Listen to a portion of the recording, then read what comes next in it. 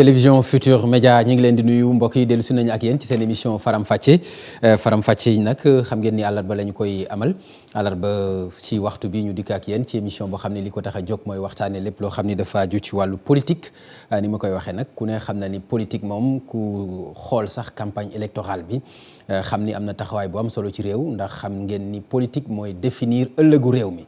ëllëgu réew mi ci naka ci kan mooy nekk candidat d'abord bu nekkee candidat ca xëccoo ba kan mooy nekk président de la république loolu yëpp politique mooy li nga xam ni moom moo ko lal kon mu nekk lu am solo loolu nag tax na ba télévision Futur Média ci campagne bi tam mu am lu bëri noo xam ni taxawee na ko ngir askan wi dara bañ leen ump ci li nga xam ni mooy candidat yi ak seen ay programme ci noonu itam la ñuy wéy ci candidat yi ba tey kenn ku ci ne ci wàll bi nga féete ñu waxtaan ak yow xam kan mooy sa candidat xam itam lan moo tax ñu war ko mën a votel waaye itam xam lan mooy bilan loolu yaakaar naa lu am solo la loolu mooy li sabab seen émission bi di Faram Facce ak télévision Futur Média tey nag ni ma ko waxee ñu am ci gan gu mag wax dëgg yàlla muy Cheikh Abdou Lahad Mbacké Gaïndé Fatma moom la ñu recevoir tey ci Faram Facce mu nekk nag ci wàllu politique foofa ca Touba fare itam ci parti bi di APR ànd ak président Macky Sall ci législative yi nga xam ne ci la ñu génn moom moo nekkoon tête de liste bi foofa ca Bawal moom la ñu recevoir tey mbokk yi ci seen émission Faram Facce ak télévision Futur Média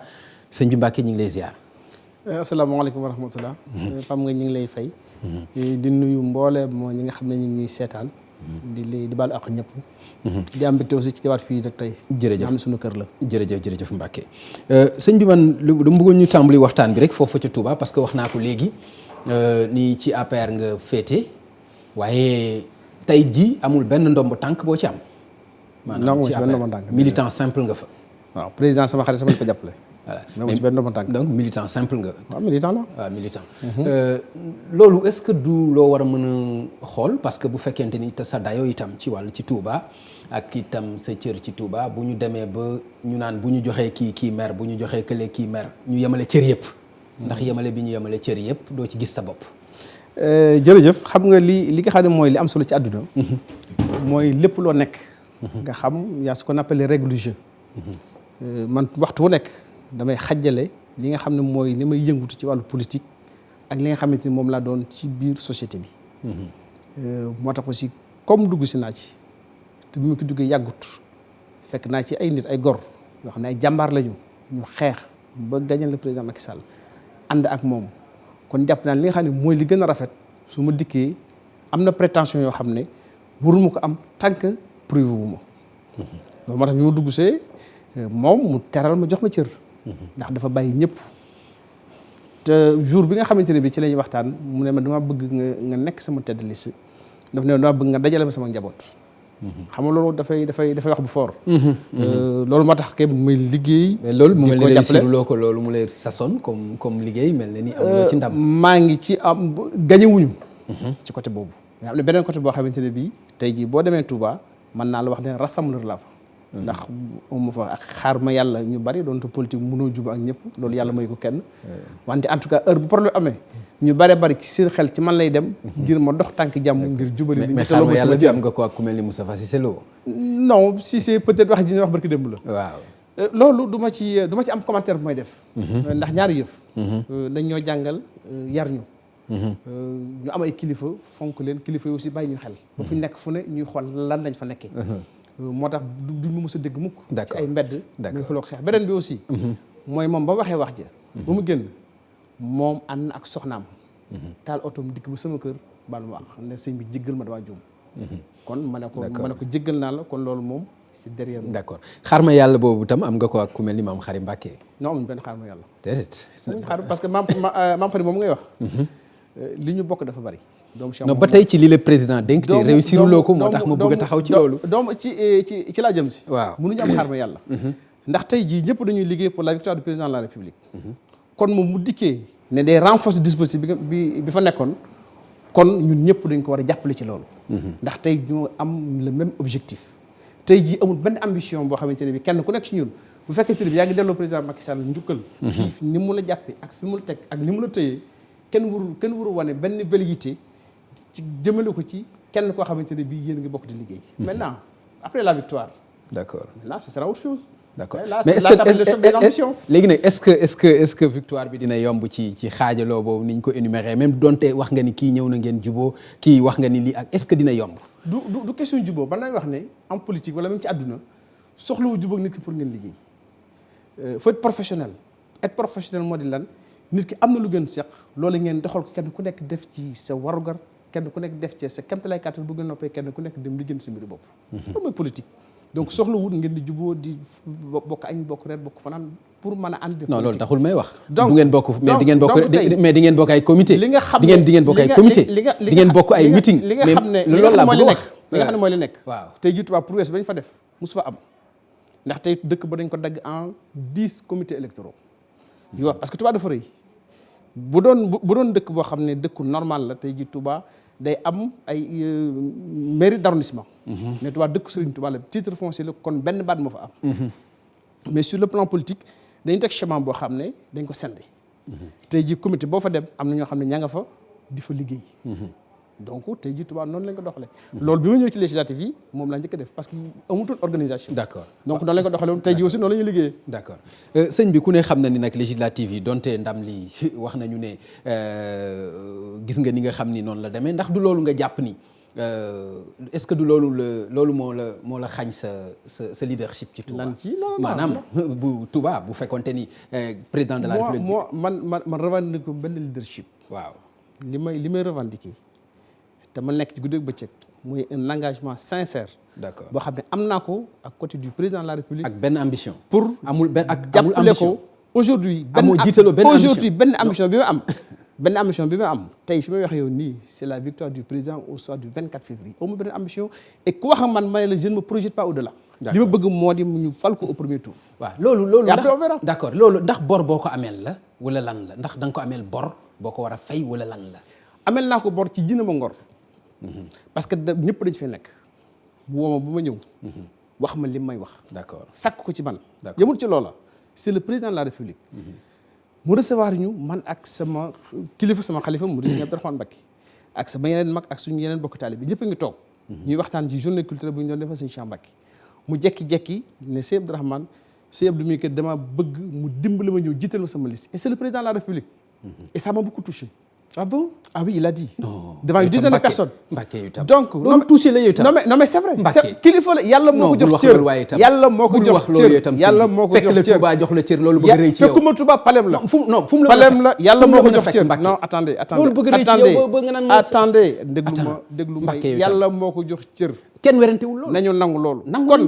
kon mais yow yàlla la jox cër bu amul yow itam bul xeeb sa cër sëñ bi Mbacké. may ma àggale non dama lay may ma àggale bul xeeb man sa sama cër cër mu xeeb ci àdduna mais dama lay wax ne la dama lay wax ne la cër bi nga xamante ne bii Sëñ Tuubaa defal na ma ko moom mu nangu loola man en retour noonu laay nangoo cër bi nga xam ne suñu borom defal na ko tey jii mu jiite la plus haute institution de la République du Sénégal kooku jëfee suñu borom kenn mënu dara ba jiiteel ma législative yi nekk lu rëy ci yow Mbacké. je termine s'il vous plaît je termine kon loolu cër la boo xam ne jox na ma ko ba ma ko waxee ma am fu ma ko jaarloo parce que j'ai pas accepté ca jataay ba ma ne ko dama am ay kilifa waxtaan ak ñoom mu jaar fa mu war a jaar fépp ba ñu nangu lool mu jàppale ma ci élection yi man ne nag kon moom man maa bëggoon boobu jàppale na ma mais tey moom moo soxla kon man sama ngor muyu ma di ko seetaan moo tax ba yëf yi jàllee ma defaat déclaration renouveler sama engagement ne ko na nga ma doon jàppale tey jii wëlbatiku naa fas lii nañ jàppale ba le 24 février ñu falaat la ci bopp réew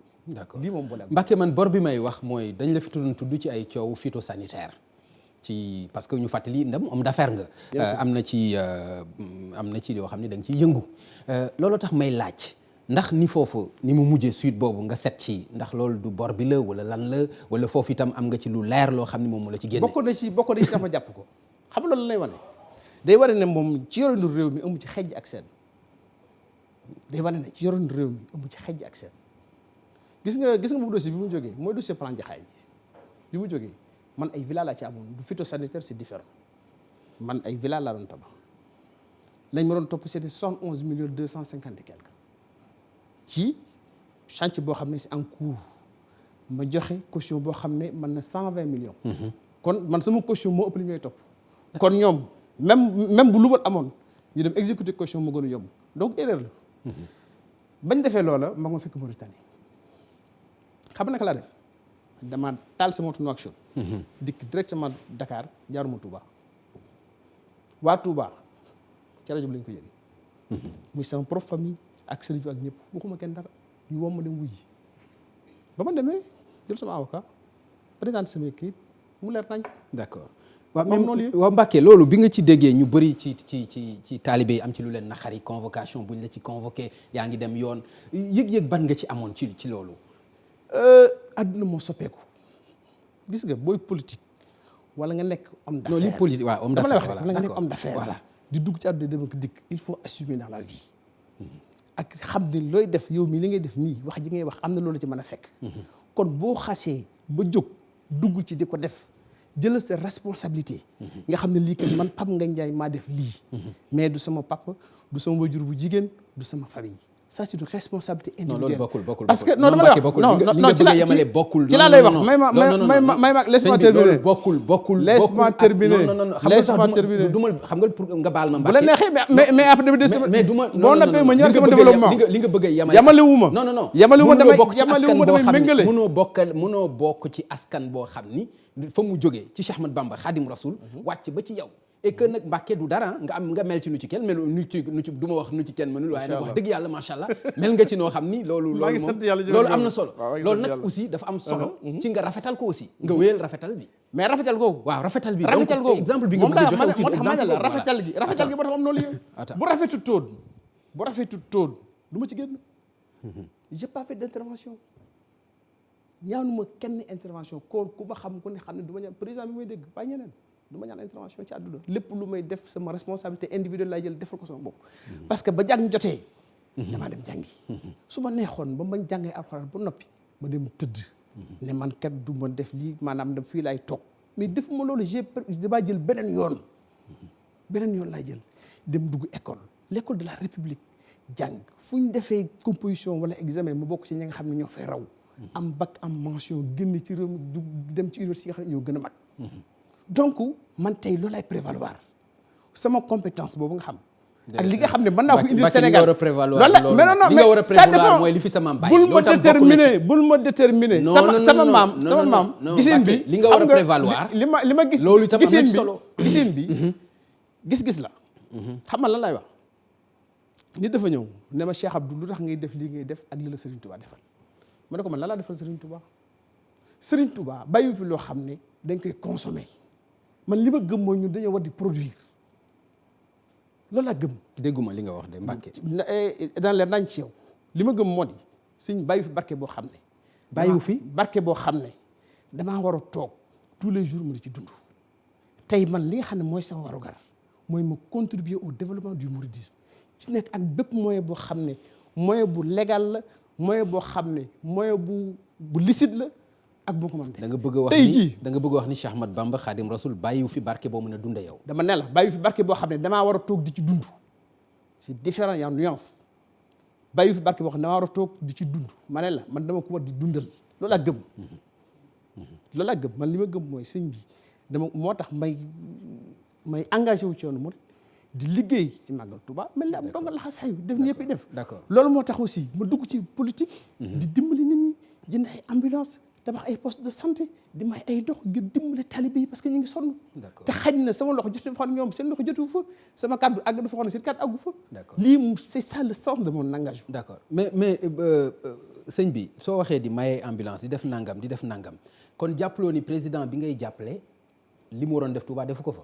mais état bu def lépp. ah non attends boo may wax di maye ay ambulance di maye ay ndox di maye nangam. dama ne la est-ce que yow par exemple sa candidat état mënul def lépp lan moo tax état mënul def lépp tey jii président la mais ma ngay tabax Touba un hôpital de 40 milliards. boo xam ne tey boo fa demee ci yoon Darou Mouhty dañ doon wax naa xaalis bi lekk nañ ko hôpital bi fi amee tey boo demee yoon Darou Mouhty mais rasé na 40 milliards mais loolu teewut man dem fekk joo xam ne ñu sonn la ñu xëy na sonn nañu hôpital mu def benn poste santé boo xam ne peut-être ça coûte 10-15 millions ba ambulance boo xam ne peut-être ça coûte 5-6 millions. donc loolu parce que Sénégal ñun ñoo ko bokk état bi dafa am loo xam ne daf ko war mu di ko def. mais kenn ku nekk ci ñun aussi. dafa war contribuer selon ses moyens ak ses possibilités. au développement du Sénégal. d'accord d'accord sëñ bi man dama la dégg bi nga ma waxee ni sa engagement ci wetu président coloré nga ma wax dama doon xaar nag nga ni ma wax dëgg yàlla dama dëkk Touba te itam di xaar ci moom lu defar Touba man lii mooy sama engagement mais man pour man li nga wax nii dafa personnel ndax jàppaloo ni aussi loolu moo tax saa yoo jógee du yomb aussi président am ndam Touba. non di bu loolu ci wax ji li nga xamante ne bii moom lay def tey Touba au plan social gis nga daaw dañuy campagne bi ci ak benn politicien mag dikk ne ma Cheikh Abdou est-ce que xam nga ne yàq nga politique bi ci dëkk bi ma ne ko naka laa ko yàq mu ne ma ñun dañ naan dawali oto wër digi bu jàllee ñu dem si yoon mais dangaa ñëw def ay réalisation ma reena cell campagne bi jeex mu continuer ci loola kenn ku nekk ni nga gëm ak ni ngay doxee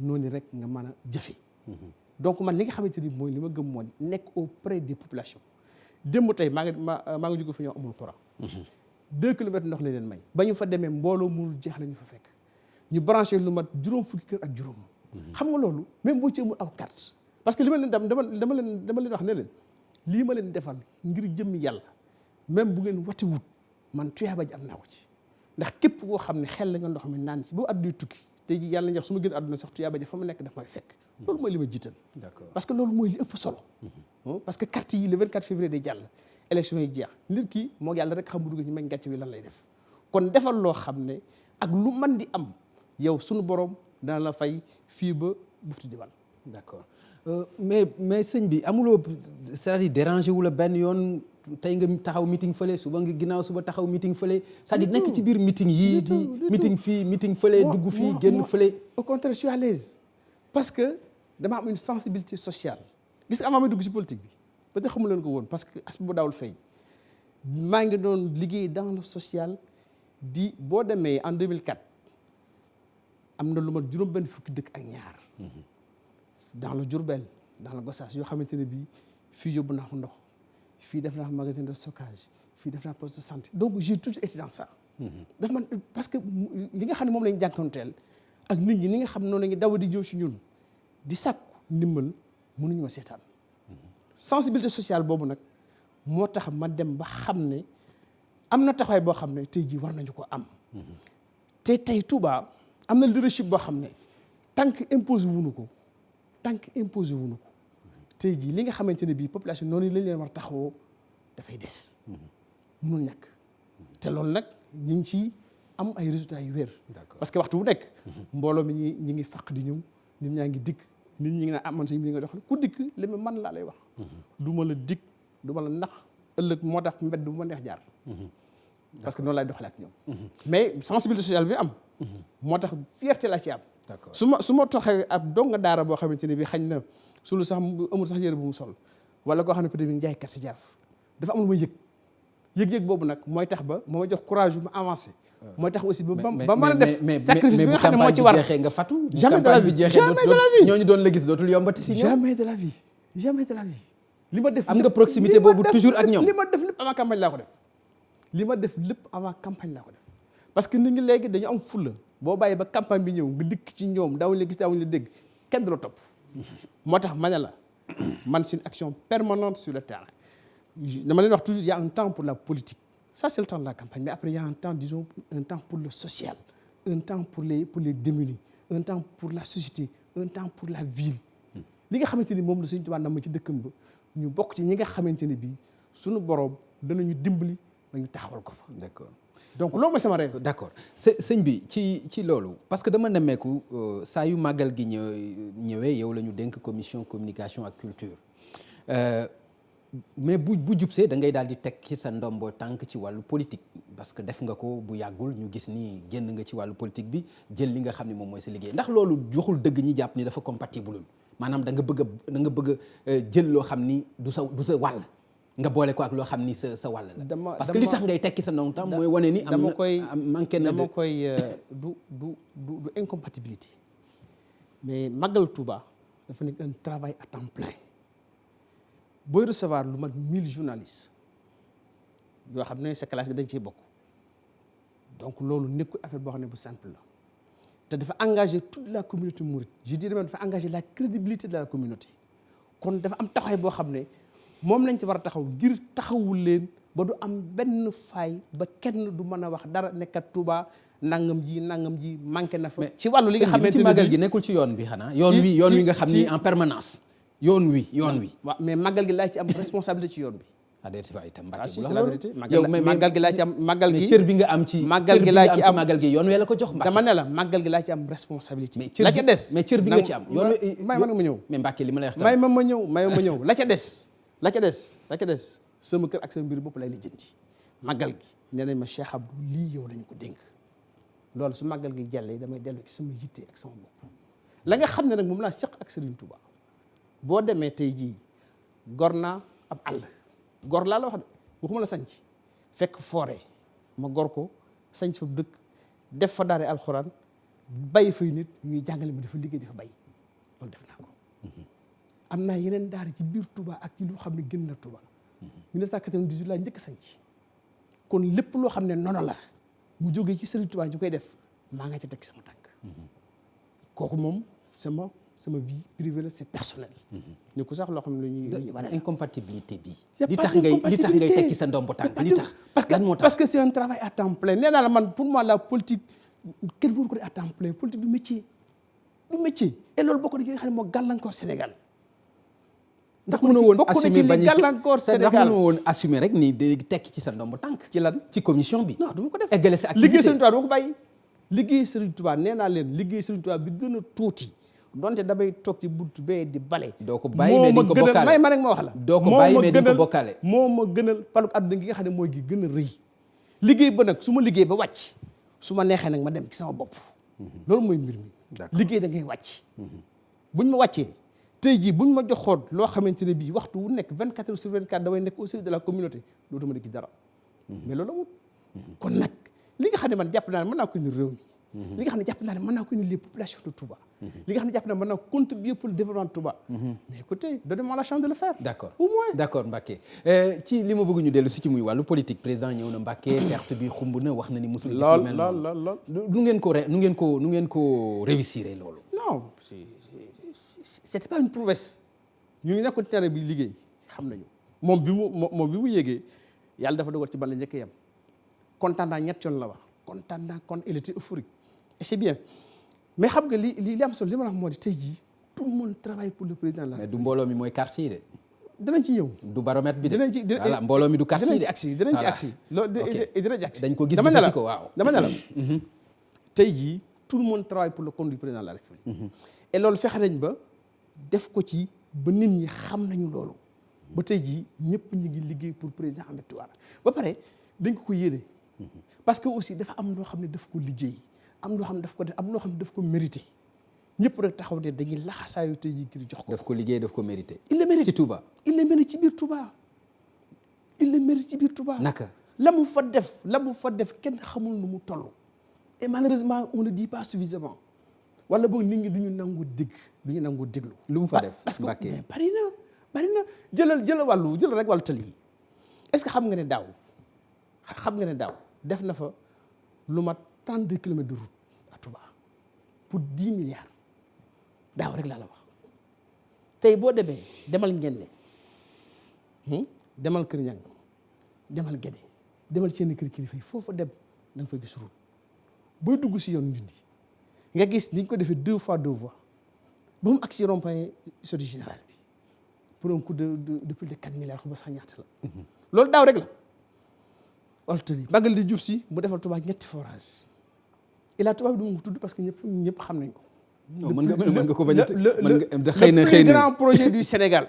waaw Touba la ko def. Touba la ko defal loolu. tuddee ko Touba. non dama ni ndax Touba la ko defal. absolument mais yow itam sëñ bi Mbacké. absolument yow xam nga ni wax nga léegi ni. intellectuel nga jàng nga. war nga xam ni autoroute bi nga xam ni yow boo fa jaaree sax da ngay fay ma jaar fa fay. te ku ne xam ne affluence bi am ci Touba ku ko def yaakaar naa ni sa koomu bopp nga ko defal mais dafa la ko wax.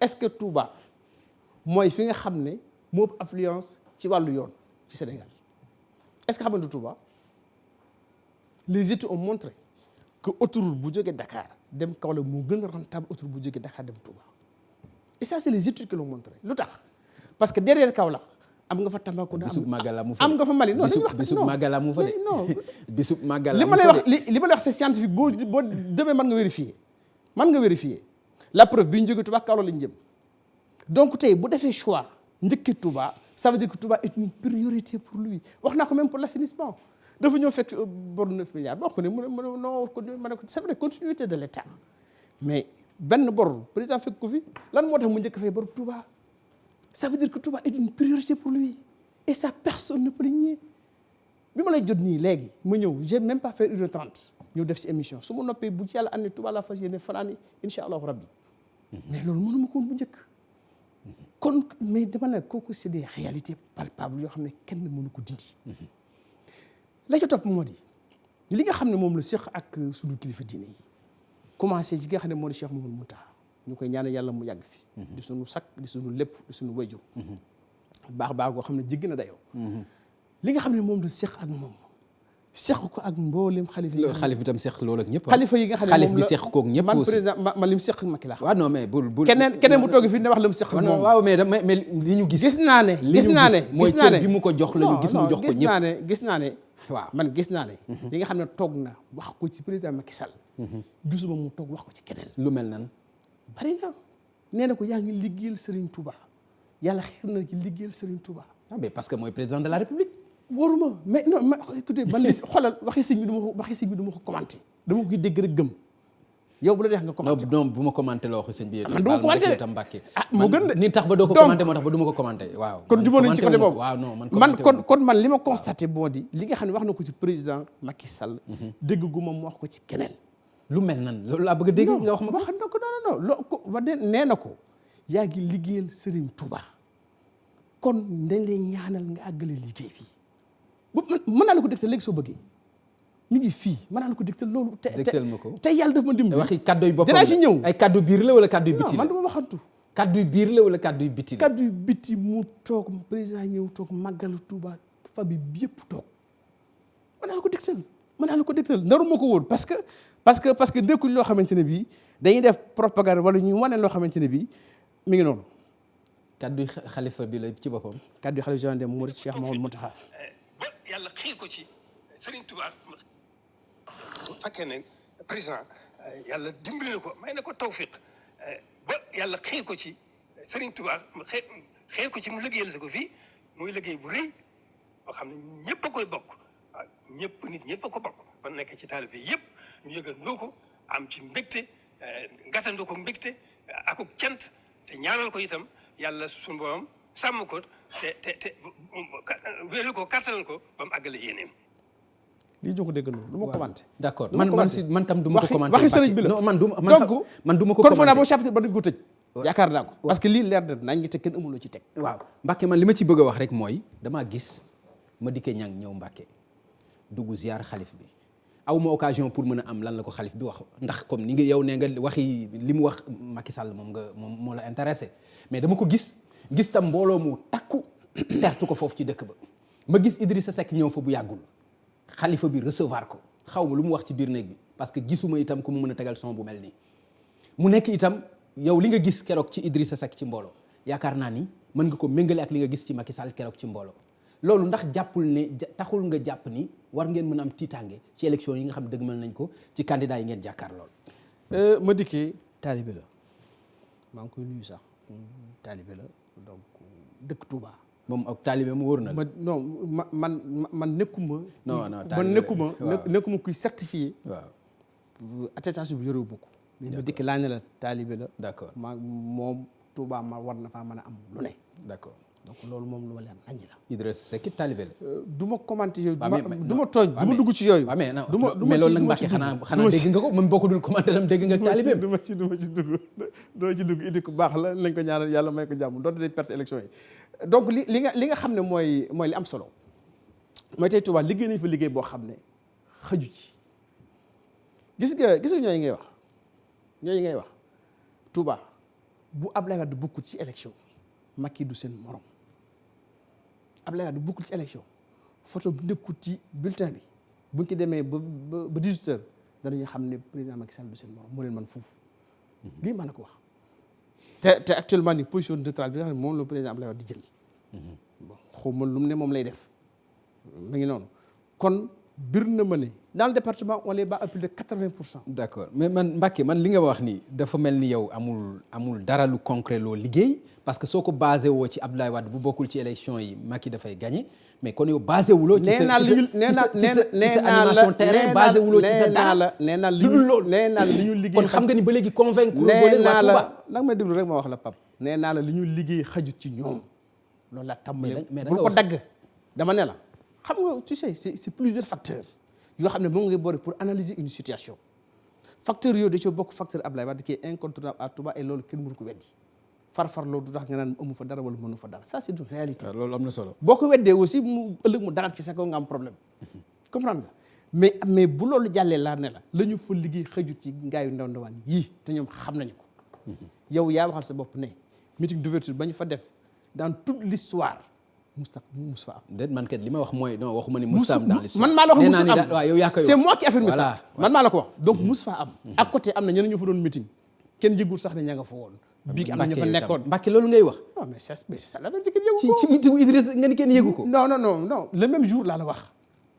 bul di jaxase wax ji d'accord le même jour mooy ma dikkee ña ngay wax. bal jàmbur. non du ma ko bàyyi. à côté am ñu doon meeting kenn yëgul leen kooku ngay wax naa dem na fa démb lu ne lañu daj pour dajale nit ñi lu ne maa ngoon Touba romb naa leen foofu lu ne lañu daj pour dajale nit ñi te président Macky Sall bi nga xamee ne mi ngi ñëw Touba nit ñi dañ doon gën spontanément di la téléphoner di laaj ay car naa la sëñ bi jox ma car damaa bëgg dem ci meeting bi loolu nekkoon mbir moo xam ne mbir mu yéeme la nit ñi ñooy téléphoner di joxe car koo joxul car sax dafay mer da ngay joxe ay car ba sodd ginnaaw bi laa dégg ñu naan waaw car yi nangam ak nangam mais non nit ñi taxaw fa gis nga dañoo le matin la ñu meeting xam nga ban heure la ñu fa dem 9h 10h fa lañ toog ba 21h kenn añut te kenn bougé wul te foofu boo laajee ci xam foofu meeting bu 18h30 jot timis di bëgg a jot jigéen dañuy ñibbi parce que dañuy taale reer mais keroog dañoo toog ba 21h mu fees dell président wax naa la président il a une très grande maîtrise bu demee bay wax publiquement kontaan naa di ko wax nii mais ça veut dire que gis nañ loo xam ne jaaxal na ko te gis nañ lu bari gis nañ lu ne d'accord kon c'était vraiment exceptionnel et loolu nag ci la ñu jógee di liggéey boo xam ne dem ci nit ñi kooku nga wax démb man maa ngi woon umul xuraa mais kooku candidat mais candidat la maa ngi woon umul xuraa war nga ko jox cër candidat la aussi kooku respecté naa ko non bëggu may tooñ moo tax du ma tudd ay turi jàmm loolu baaxul surtout nekku bu fi nekkoon ma tudd ko mais nekku fi kon aussi loolu lañ koy moytu parce que loolu jëw lay tudd non loolu du jëw dañun ñooy waxtaan man maa la ko tuddloo man nee naa dem maa ngi woon umul xuraa la ñu fa dajale ci mbooloo yëguñ sax ne la présence de notre candidat à Touba donc dafa am loo xam ne ci biir plateau bi la yem ci yenn ruq-ruqaan yi mais ñun dañuy dem ba au fond fin ci biir Touba dans les Santhiane di jëflante ñoom nag depuis un an et demi plusieurs responsables politiques yoo xam ne kenn ku nekk lu mën ak lu mënul maa ngi ko cee def tey jii nag ñu fas yéene taxaw ngir le 24 jox président Macky Sall ndam li dans le département de Mbacké parce que c'est ça qu'il mérite compte tenu de ses relations avec la famille de Cheikh Ahmadou Bamba mais aussi compte tenu des réalisations qu'il a fait à Touba mais dans le Sénégal partout waaw sëñ bi bu amul ndam ci référendum amu ko ci législative amu ko ci présidentielle xanaa yow di nga mën a nag génn ci parti ba wala nga teg sa ndomb tànk xam nga dama ne la en politique dañuy wax ni dynamique yi mu am solo en 2012 dafa ñëw am 24000 voix référendum mu am 26000 voix daaw 70% ñoo wote mu am 37000 voix kon am na une progression constante et fulgurante et dynamique boobu la ko fa indi woon ba tax muy courbe bi di yéeg ci kaw ba tey jii ña nga ca loolu moo tax ñu am yaakaar loolu ci ne bu ñu àggee ci élection yi lu ñu bëgg yàlla danañu ko defal. mais loolu moo tax xam ne li ñu bëgg mais dama yow laa wax personnellement xanaa mënuloo tegale ay défaite rek kam non écoutez défaite amul 2017 laa mos a dem élection référendum bu nekkuma ca woon la jiitu nekkuma ca woon 2017 ci laa mos a dem élection élection yi ñu yàq ko fa nga xam ne man fa laa dëkk muy Daaru Xuddoos wate wuñu dañoo dox 4 kilomètres dem toj ko 4 kilomètres lañ jóge ñëw fu ñu dëkk dem toji élection yi foofu lan moo tax ñu def ko mais toj ñoom gis nga mardi bi jiite élection yi waaw nañu fexe rek ba yi moom jaar yoon nañu fexe rek ba yi mu jaar yoon dama gis dellu sa matériel bi tere egg Touba c'est important loolu lépp naa ci ñëw gis nga mardi bi jiite élection yi booba taxoon naa def déclaration ci ancienne maison communautaire ba. parce que boobu ñoom ñi ngi dajee di réunion pour yàq élection yi samedi bi nga xam ne moo jiitu élection yi ci ngoon gi. def nañu réunion ni suba dañuy xëy yàq élection yi. ku nekk ci seen biir woo ma wax ma ko ma ne ko non man loolu sama métier da ngay dem ba police nga wax leen ko. et la police était au courant. il n'a rien fait lu tax xamu ko donc loolu lu nekk la. élection yii nii nga xam ne nii li nga wax yaa problème matériel. depuis 2 semaines tant yi taxoon à Touba.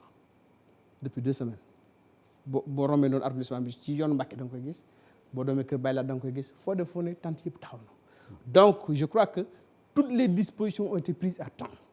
li nga xam ne nag mooy li ci des moo di ne li ci war ci wàllu sécurité. te état bi war koo gàddu. li ñu koy ñaan mooy moom na ko def. ba sécuriser les bureaux de vote. nit ñi teel a xëy dem vote ci jàmm te ku vote nga dellu sa kër toog xaar 18 heures ñu ne vive le président Macky Sall. d'accord sëñ bi Khalifa Sall sa wala relève moom. sama xarit. ba tey nii mi ngi nekk sama xarit ku la régul xam nga. d'accord diggante dem nga seeti ko kaso. mais bien sûr du sama diggante ak Khalifa Sall. diggante parti socialiste la ak kër Soxna May mën a Mbacké. muy lu yàgg. Serigne Fallou boolewul Soxna May ak président Senghor. loolu c'était dans les élections de 1951 yaakaar naa. donc loolu dafay mbir moo xam ne mbir mu yàgg la. bi nga xamee ne Abdoulaye Wade ñëw na. couleur googu dañ ko continuer. loolu dañ ko continuer. pendant 12 ans déggoo ko Soxna May ci goog góor doo ko dégg. on est resté constant et fidèle. ak parti socialiste. mais surtout ak Ousmane Tanor Dieng. ba tey jii may wax ak yow Khalifa Sall moom ngay wax Tanor moo jàpp ci loxoom dugal ko biir kër Soxna May loolu nit ñi dañ koy tëb mais c'est ça la réalité ba tey jii may wax ak yow Tanor bu duggee Touba du dugg fenn fudul ci kër ga bala muy génn. mais yow particulièrement Khalifa Sall nga gën a amal wala ree. non du tout est-ce que xam nga ne Tanor bu duggee kër Soxna May sama jëm moo tax Tanor mi ngi may seetaan mbaa danañ ko wax. bi ma amee bac war a jàngi soxna si dafa ma boole ak moom ma dikk mu xool sama résultat daal ne yow day jàmbaar nga xam naa sax dafa xawoon bett jàmbaar nga fekk boobu je devais aller au Canada moom wutal exonération wutal ma aide parce que Canada amul bourse dafa cher. am na loo xam ne yaa koy gàddu sa bopp. ca booba ca la jàppante ak soxna si def ko doom ñu jógee ci président Abdou Diouf dénk ko donc loolu moom c'est mon mentor sama nijaay la. barki dem bi nga xamee ne soxna si nelaw na wax naa ko publiquement ci bâche premier ministre ñëpp a ngi toog ma ne leen moom mii toog soxna Bali musuma def dara ci moom ci wàllu fajam ndax daf ma daan wax naan soxna si aspirine sax bul ko jënd du ko daal wax ma ko. donc loolu mooy suñu relation. d'accord kon relation boobu amoo ci dara ak ku mel ni Khalifa Sall. sama xarita. sa xarit parce que li may wax ni sama xarit la ba léegi la nature de relation est différente. la nature de relation est différente. parce que man seen xaritoo ni ma ko déggee ak ni nga ma ko waxee nii xaw ko soofantal nga. baal ma soofantal ma ko de su ma ko doon soofantal du ma dem di ko seeti kaso du ma ko yéene jàmm du ma bëgg mu génn ci kaso bi du ma ko soofantal mais dama lay wax mais écoutez politique la ànd naag moom dem nañu ba diggante ba suñu borom am na lu mu ci dogal mais écoutez loolu dara am. la mu ne Senghor àndoon nañu bañ demee ba diggante ba am na ko suñu borom dogal les gens ont été obligés de faire des choix. et man foo Tanor nekk du ma contre en 2012 j'ai voté pour lui. Ça je peux le dire et waa kër Abdoulaye xam nañu loolu et pourtant am naa ci ay xarit mais ils savent que on est très proche et ça ils le savent et c'est ça la réalité. bu ñu bëggee indi leneen nag fu mu neex. d'accord mais c'est ça les faits. d'accord waaw mais fay muy ci l'affaire Khalifa ban taxawaay nga ci am nee nga ma président Sall sa wóllëre la kii tam sa wóllëre la ndax am na loo ci taxaw wala da nga ciy jàpp sama taxawaay ci koo xamante ne bii nekk na ci natt bu mel noonu. loolu lu ñu toog di wax ci ay télévision. ñu may seetaan bari na. d'accord am na yoo xam ne lijjanti naa ko ci biir réew mii. yoo xam ne génn naa leen ci kaso bi te sax du ci Khalifa Sall man mii di wax ak yow et ça je peux le dire te bokkuñu affaire ci yeneen parti lañu bokk donc pour wax ne la sama taxawaay ci lu kooku c'est mon rôle de médiateur c'est mon rôle social donc nekk loo xam ne lu ñuy tiitaroo la baa dañu mën a baa dañuy def la li Senghor daan wax génn nit ci kaso moom doy na waar de génn nit ci kaso man génn nit ci kaso moom on ne fait pas la diplomatie pouvoir boobu on ne fait pas la diplomatie dans la rue comprendre li ma la wax li nga xamante ne bi moo di la ñuy ñaan ak la ñuy def ak la ñuy wax kooka du lu ñuy wax ci ay mbedd. mais Sénégal tey jii bu taxawee ba nëga ni kenn yu ko yor muy nit ñu baax ji fi nekk ñu xam ne bu ñu bàyyee bu guddi ñuy dox tànk jàmm di defar ay diggante te waxtu wu lañ suñu borom suturaale dimbal leen la nga xam ne moom la ñuy dox dana sotti nit ñi àndaat jubóo parce que dañu war a ànd pour liggéey réew mi ndax li am solo dëgg c'est le Sénégal. Mbacké bi ngay dégg ay yoon ñu naan xalif général bu Mouride mi ngi ñaan Macky Sall njëkk ci mbiru xalifa loolu dégg nga ko ay yoon xanaa te loolu gisuloo mu am bu suite bu favorable loolu nan nga ko gisee yow. non yoon dafa am loolu sax man nga jiital ci mbirum Karim Wade lañ ko sax daan gën a déggee parce que xalif général des Mourides képp koo xam ne nekk nga ci tolof dana la ñaanal parce que loolu mooy cëram loolu mooy wàllam. mais wax naa la aussi yoon dafa am. li nga xam ne nag moom la yoon di dogal li nga xam ne moom la yoon di def kooka ki nga xam ne dafay ñaan mën nga ne peut-être ñaan rek la man léegi des nag wàllu yoon la. d'accord wàllu yoon la. d'accord sëñ bi ñu dellu siwaat ci élection yi xam nga nag ñi ngi ko jàpp ñaar fukki fan ak ñeent fi mu nekk ni mën nañu wax daanaka ñetti fan moo ci des ñu daal di tàbbi ci yooyu élection ndax bilan bi nga xam ni moom la sa candidat présenté te di ko wax bu ñu mën a teg loxo la te bu ko mën a falaat la pour yow. gëm plan national ah. gëm naa ne waaw li nga xam def na foofu ci juróomi at. juróom-ñaari at juróom-ñaari at. waaw juróom la waxoon moom. gëm naa ne kenn mësu ko fay def loolu c'est ma conviction personnelle boo jël juróom-ñaari at laa la waxuma la ko fi toog jaar fukki at ba ko fi toog 12 ans mais juróom-ñaari nga comparé 7 ans. da tax loolu da ngay xool d'abord autoroute Ila Touba bi. mais loolu est-ce que du ñi ko fi jiitu ñoo def liggéey bi mu gën a yomb ci moom. chance am la kon. waaw loolu la c'est la continuité de l'État. d'accord donc waaw mais ñi ko fi jiitu ñoom ñi ko fi jiitu itam nit dama ne la. am nañ gàcce ngalaama dëgg dama ne la. waaw nit bàyyee nañ ko noonu lu baax mu yàqate ko. dëgg la kon aussi nit buñ ko bàyyee noonu lu baax ndax Sénégal commencé 2012. buñ ko bàyyee noonu lu baax mu am fu mu ko fekk am fu mu ko yóbbu ay li yëwee nañ ko ne gàcce ga. te loolu mooy dara président Macky Sall. moom laa la wax ma ne la boo jëlee autoroute Ila Touba bi doy na bilan. tey jii rek bi may ñëw maa ngi jot koo xamante ne bii ci DER bi dañ ko doon financé à Touba wala dans le département de Diourbel on a financé 1,7 milliard loo xam ne nit ñi mosuñu ko am dans tout le Sénégal ñu financé près de 30 milliards nga jël carte égalité des chances 50 000 personnes nga jël TER bi 115 000 personnes par jour donc nga jël hôpital Touba bi la nouvelle ville de Diamniadio li nga xam ne moo gënoon a jafe écoutez c'est la paix en Casamance. suñu borom dimbali ñu ci pont Gambie ñun ñëpp dañ ko doon rêvé ku ne ci ñun jàppoon nga ne maanaam ni nga dund ba fàtte doo gis. Mauritanie waxi doppi dëkk boo xam ne mën naa ko xam naa ko. suñu borom aussi dimbali ko parce que chance am la ba tey gaz bi feeñ ci moom pétrole bi feeñ ci moom mu doxal ak nité. mais ndax réalisation yëpp ci ay priorité la ko teg ndax lépp ci ay priorité parce que priorité dafa am solo aussi. gis nga ndax ci ay priorité la ko teg dans un pays sous-développé. tout est prioritaire mais faut faire des choix. ba ci terre. faut faire des choix ba ci terre. la mobilité urbaine. non ba ci terre dama ne la ci la jëm si la mobilité urbaine est extrêmement importante pour le développement du pays. parce que tey jii terre bi di déplacer lu mat 115 000 personnes autoroute yi wàññi embouteillage bi nit ñi di teel a dem. pollution bi nga xam ne loolu rek maam li muy yàq li nga xam ne mi ngi koy yàq ci suñu jaww ci suñu environnement di ko dugal ci ay feebar ci nit ñi. ak oto yi ni ñuy yàqoo mais ça c'est des milliards. et dans quelques années danañ mesurer impact bi. xam nga emploi bi nga xamante ne bii dara obligé yow 4 heures du matin.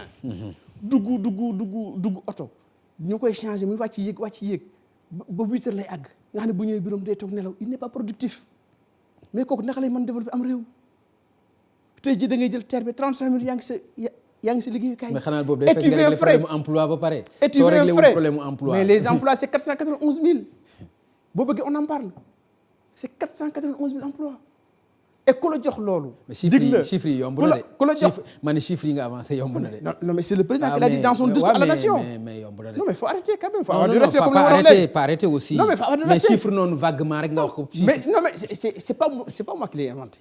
c'est le président qui l'a dit le 31 décembre. et wax naa la man je suis respectueux des institutions de la République un président de la République bu taxawee de manière solennelle devant la nation def discours joxe chiffre man kooku du ma mën lu dul gëm ko def ci foi et moom moo ko waxal boppam. te boo xoolee tey nee nañ la le taux de croissance c'est 7%. mi ngi commencé kañ en 2016. nga xam ne ko mën nga ne ñaari at ñett yi ci la ñu def lu mel noonu. imaginez tey jii bu ñu yàlla dimbalee ba continuité bi nga xamante ni moom la ñuy xalaat ñu am ko taux de croissance boobu 7% dem ba 10 ñu continuer ko pendant 5 ans mais imaginez Sénégal fan lay jëm te pétrole bi ñëwagul gaz bi ñëwagul. fan la jëm kay dinañ ci am xalaat. parce que croissance bi naam mi ngi 7%. mais liñ fiy dund yaa ko gis. waxin la lan lañ fiy dund. mais liñ fiy dund jàmm ak salaam. non yow yaa ko alhamdulilah non c'est jàmm ak salaam la. jàmm ak salaam. yow c'est jàmm ak yow mii toog fii ak ñi ñuy seetaan ñëpp jàmm ak salaam lañu fiy dund. waaw jàmm ak salaam parce que en fait boo jël croissance 7.2 mais oui mais c'est important. waaw mais kenn werante wu ko. c'est important et à long terme économie dañ lay wax ne la boo amee croissance de 7% ci ngay soo commencé créer des emplois et c'est là que tu commences à créer de la recherche et maintenant bu doxee lu yàgg nag ci la maintenant effet yi di commencé feeñ jékki-jékki ne buum dal ci kaw réew mépp te loolu mooy li nga xam ne moo dal Sénégal ñetteel yi gis nga ne fi xew.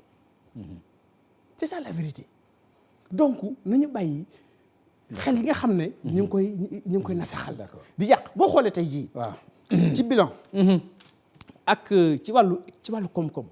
mais ñi muñ ko ci affronter ay histoire nag la ñuy indi des détails rek mais ci bilan ci wàllu koom-koom ci wàllu réalisation personne n'ose l'affronter sur ce terrain-là. il n'ose pas le faire. Mbacké da nga wax ni président ci 7 ans yi def na fi loo xam ne kenn defu ko mais am na ñu jàpp kenn defu ko ci juróom-ñaari at waaye ci juróom-ñaari at yooyu itam ci la ñu gis mu def loo xam ni kenn defu ko maanaam jàpp koo xam ni sa potentiel candidat lañ ko mën a jàppee muy Khalifa Sall mu nekk ci kaso bi keneen ki muy Karim Wade mu nekk ci àll bi mais loolu itam ci 7 ans lañ ko gis moom mu def ko le lapsus est important parce que Idrissa a été emprisonné par son rival. Donc ça veut dire que ne. non mais c'est la vérité c'est un lapsus. non un lapsus révélateur. yaa ko wax de mais lapsus boobu yow. waroo révélateur parce que du lu baax. laaj ko psychologue mais du lu baax. may ma rek ma wax la. bul sukkandiku ci lu baax. may ma rek nga wax justifier leneen. nekkuma ci loolu. waaw wax naa la ne la man li ma gis ci lay attee. li nga xamante ni mooy li nekk moo di président Macky Sall bi nga xam ne dikk na amul benn loi boo xam ne voté na ko créé na ko. teg na ko ñu sonal kenn amut lu ci nekk c'est des mécanismes de la justice qu'il a trouvé sur place ñu bàyyi woon ko bu nelaw mu leen écouter la justice est indépendante kon nag dem leen ngeen liggéey justice jóg liggéey def seen liggéey. mooy créer malheureusement la loi reste la loi. mooy créer. la créer ñu jàpp ñi bàyyi ñi. mais non mais ñu dugg ci benn justice boo xam ni kumba am ndey la kumba amul ndey. il a pas inventé il a trouvé ici. il a laissé la justice. mais mu am ay juridiction yu mënoon régler li mu réglé yëpp ak créer. non mais écoutez. am na ay juridiction kooku yu mënoon a régler kooku appréciation booy def la kooku appréciation subjective la. déedéet et la CREI est là et si je ne me trompe depuis 1981. waaw c'est pas lui qui l'a inventé il l'a trouvé ici. man nga ne il a dépoussiéré. mais pourquoi dépoussiéré parce que en 2012 tout le Sénégal parlait de demande sociale pour la reddition des comptes. On lui a pratiquement forcé la main à le faire. En 2012 tout le Sénégal parlait de reddition des comptes. ñu commencé ñu ne non nañ bàyyi lii Sénégal xamul lii Sénégal bi ñu koy wax Karim Wade rek taxul woon non mais écoutez. mais maa ngi déglu wax naa la Sénégal bi ñuy wax reddition des comptes yooyu. wax naa la Karim Wade rek taxul woon wax naa la Khalifa Sall rek taxul woon. wax naa la non Khalifa ak Karim seen gaa bokkul wax naa la tey jii bu ñu defee lii Karim réew mi bëgg a tàkk ña doon wax demande sociale jékki-jékki wëlbatiku mais écoutez tey ñi nga xam ne peut-être candidat lañu mais imaginez kon maanaam bu leen tee woon ci loolu kon réew mi fan la jëm. ça veut dire que ne aussi moom li muy def xam na ko te gis na ko. comme naan li ma la wax. et que loolu moo am solo parce que mën nañoo foncer def loo xamante ni peut-être mën naa indi sax jëye ci réew mi. et ça c'est important. kon foog naa loolu dañ ko war a rendre hommage. ci loo xamante ne bi nekk na ci yoon di ca dem nit ñi ne ko lii kat nangam ak nangam peut-être xëy na bon juste teg tànkam ñu bàyyi nit ñi mais nag teewut reddition des comptes. Écoutez, dans une démocratie, mais c'est un exercice qui est normal. waaw mais loolu su fekkente ni am na. c'est normal mais waaw c'est normal est-ce que normal na itam normal na mu toog moom ba bitim réew naan bu ñu génnee ci élection yi ñu xool nu ñu leen di amnistier. mu ñaar ñooñu man gisuma loolu. mais ma wax la ko kon. gisuma ko mais aussi yow yaa ko wax rek te journaliste nga man gisuma loolu. non sëñ Mbacké nga baal ma mais boo ma nee journaliste nga loolu. dama ne yow yaa ko wax. mais boo ma nee yaa ko wax ba pare journaliste nga gëstukat nga ba pare loolu aussi loolu du cër de Mbacké. maa ngi jégalu kon. non bul jégalu man maa war a jégalu mais loolu du cër. maa ngi jégalu ci loolu. parce que jamais manqué le respect. waaw mais li nga xam mooy loolu gisuma ko. ça je l'ai pas vu. fii ci France 24. wala gisuma ko. ça d'accord. non gisuma ko. waaw man maa la wax ni moom moo ko wax. man moo ni bu gisuma ñu ko génnee ci élection yi. man dinañu xool naka lañ leen di amnistier. man gisuma ko. li nga xam ne xam naa ko moo di le président a un pouvoir de grâce. et c'est ce qu'il a fait avec Karim. il a un pouvoir de grâce. le président est majoritaire à l'Assemblée nationale. grâce boobu itam ci 7 ans yi. ñu ngi dama ne la ko gisee ci 7 ans yi may màggale. grâce bii nga xam ne mooy grâce su Karim Wade ci 7 ans yooyu. ci moom président Sall lañ ko mës a gisee. c'est-à-dire xeetu grâce bu mel nii gracier nit koo xam ni mënatul dugg ci réew mi. lan moo ko fi tee dugg. ah mais loolu. lu ko fi tee dugg du moom ne woon day ñëw ama élection yi jékki-jékki kenn déggatu ko lu xew man xaw ma ko di lan moo ko fi tee dugg qu'ils le disent. parce que contrainte par may corps ma rek contrainte par corps bi ñu koy xaaree. ku nekk ne bu ñëwee bu fayul dem kaso. mën na ko tere bañ ñëw moom bu ne mais non booy politique nag daa war a ñemee kaso bi mais moom. bu fekkente ne mais politique aussi doo fooyee yoon aussi. bu fekkente ne jógee na fa mu nekk. déplacé wu dem ci am réew. foog naa def na loolu inscrire. kon normalement la ko permettre mu génn réew ma dem feneen war doo ko mën a permettre mu ñëw Sénégal bu ko maintenant li ma la wax nag. boo dikkee itam fekk am nga ak justice contentieux. mais bu la neex nga ñëw mais certains risques et périls. c'est ça la vérité en toute responsabilité. mooy li ñëpp wax moom ngay wax aussi. non waxuma loolu. non man li risque et péril kay leer na mooy contrainte par corps. dama ne la mooy boo ñëwee te fay loo nga dem kaso. mais est-ce que loolu c'est prévu par la loi ou c'est pas prévu par la loi. non man est-ce qu'il y a une disposition qui prévoit ça. ameel nga bor réew mi da nga ko war a fay boo ko fay da ngaa bëgg ñu bàyyi la ngay bu naanaan fu neex nga dem loolu neex nga def.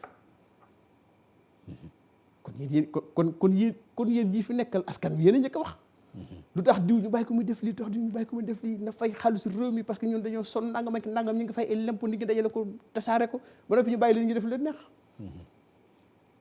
à un moment ou un autre.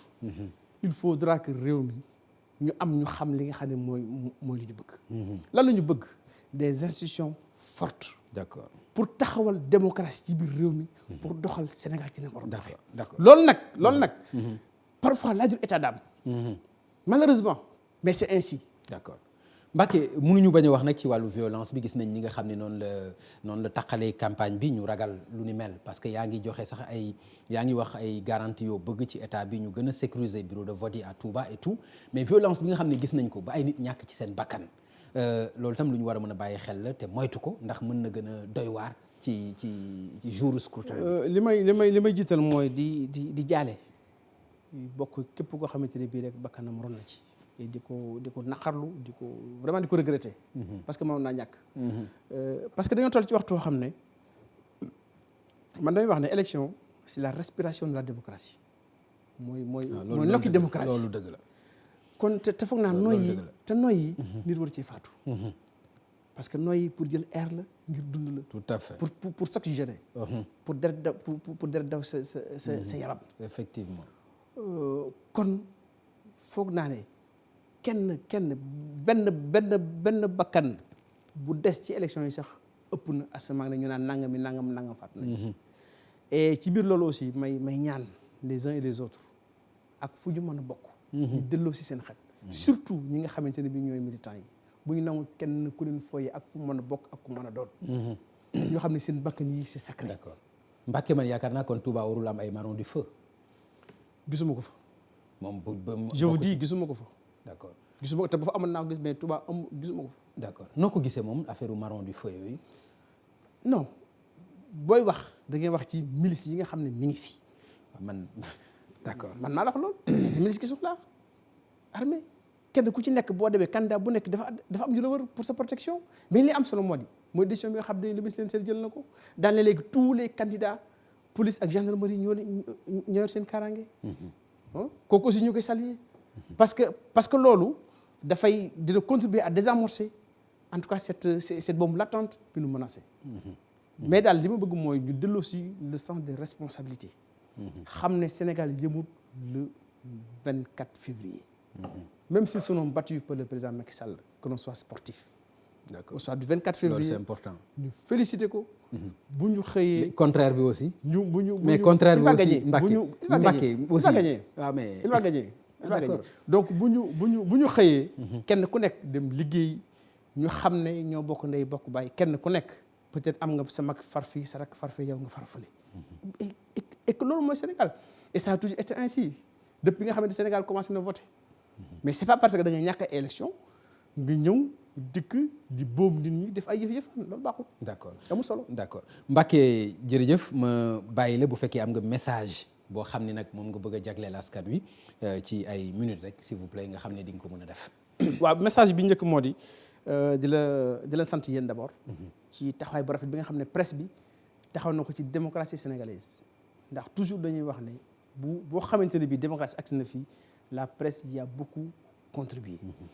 kon loolu taxawaay boo xam ne taxawaay bu rafet la. di ndokkeel itam askanu Sénégal ci waxtu yi nga xam ne ñu ngi koy dund. ndax ñëpp amuñu chance bi te ñoo xam nag loolu li ñu ko may mooy lan li ñu ko may moo di ne histoire la ci suñuy maamaat ak suñuy maam ak si fii. kon loolu ñun amuñu droit di ko foye amuñu droit di ko sàggane amuñu droit di ko yàq. kon chance bi nga xam ne moom la ñu yàlla defal boole ñu ak ay kilifa diine yoo xamante ne bi yu mat li ñu doon lañu tudd naa ci léegi Cheikh Mouhamadou Mountakha ma tudd suñu mbay si ma tudd keneen ñu nekk fi di ñu ñaanal yiir ñu yor suñu kaaraange. chance boobu bu ñu ko fàtte. moo tax aussi nañu xam li ñu doon. li ñu doon mooy lan ay sénégalais. te sénégalais wax naa ko léegi dafa am histoire dafa am fu mu bàyyeekoo dafa am tradition. kon sénégalais amul droit di comporter woon nen ni di xeex di xuloo di saagante. la ci topp nag moo di ne ñu xam ne campagne électorale la ñu nekk et li nga waxoon au début c'est extrêmement important nañu xool bilan bi. te bañ a jëfandikoo léeg-léeg xol yi. wala léeg-léeg yenn wax yu ñaaw yi. président commencé na liggéey boo xam ne liggéey bu am solo la. def fi des réalisations qui se chiffrent à des centaines de milliards. suñu borom dimbali nañu ba am nañu pétrole am nañu gaz am nañu yeneen bu ñu fi nekkee nag ba bëgg indi yeneen ba naan dañuy dindi ay contrat dañuy renégocier dañuy nationaliser dañuy def naa kooku dañuy dugal Sénégal ci guta goo xamante ne bii musiba lay jur musiba mbabbu kumba. kon yooyu buñ ko sax xalaat nañu ko jox un deuxième mandat mu liggéey àggale li mu doon def bu jeexalee képp koo xamante ne bii sunu moom dogal na nga war fee toogaat yàlla dana la fi teg. nit ñi jàppale la nga liggéey ñu xam ne ce qui est important au-delà de nos personnes c'est le développement du Sénégal c'est le bien-être des Sénégalais et c'est le Sénégal de manière générale. jërëjëf Mbacké Balla man nag dama lay jéggulu man itam gërëm la bu baax jéggulu ci wax dëgg yàlla émission bi xëy na peut-être temps bi dina jóg léeg-léeg ak yooyu yëpp ma seedeel la ni rek liggéey bi moo ko laaj waaye ku ne xam na ni cër moom jox nañ la ko bu baax a baax te loolu moom duñ ko sax caaxaane. moo tax ma sawar ñëw fii ci yow loolu nag maa ngi koy feddali di ko feddali ñi nga xam ni tam ñooy téléspectateurs yi di la baal wax ci waxtaan bi li nga xam ne rëcc la ci ak leneen di la baal wax bu baax di la gërëm ci wuy si bi ak lépp ñu ngi lay gërëm bu baax. kon mbokk yi mu nekkoon seen émission Faram Facce ak télévision Futur Média seen émission Faram Facce tey Cheikh Abdou Ahad Mbacké Gaynde Fatma lañ ci doon recevoir ñu koy gërëm bu baax ci wuy si bi ak cër bi nga xam ne jox na ko groupe Futur Média te loolu yaakaar naa ni yàgg na loolu du tey ñi ngi koy apprécier à sa juste valeur di leen jox rendez-vous incha allah ci beneen plateau bu ci yàlla àndee jërë ngeen jëf. la respecté dañ ma song ma dóor ay coups de sommation.